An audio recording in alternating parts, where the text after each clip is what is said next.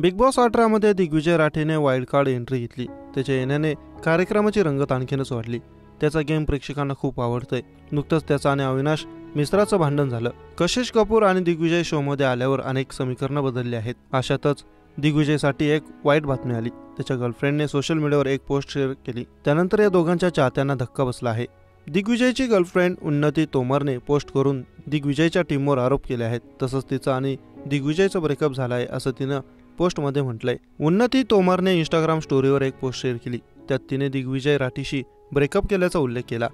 उन्नतीने दिग्विजयच्या टीमवर आरोप केले आहेत, ते तिच्या मेसेजला उत्तर देत नाहीत। तिला दिग्विजयला सपोर्ट करायचा होता, मात्र तिच्या टीमला तिची मदत नको आहे।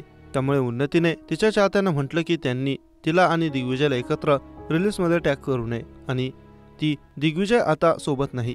उन्नती आणि दिग्विजय यांची भेट MTVच्या स्प्लिट विला 15 या शोमध्ये झाली होती। दोघेही या डेटिंग शोमध्ये पार्टनर शोधायला गेले होते। या शोमध्ये भेट झाल्यावर दिग्विजयने उन्नतीला शोसाठी कनेक्शन म्हणून पसंत केलं होतं। शो संपल्यावरही ते दोघे बराच काळ एकमेकांना डेट करत होते। दोघांच्या घरचे त्यांच्या नात्यावर खुश होते असं म्हणतात।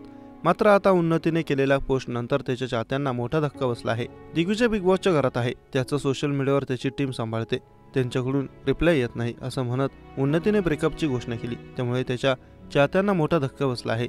दोघे ज्या शो मध्ये भेटले तिथे ते एकत्र जिंकू शकले नव्हते, मात्र त्यांची जोडी चाहत्यांना खूप आवडायची।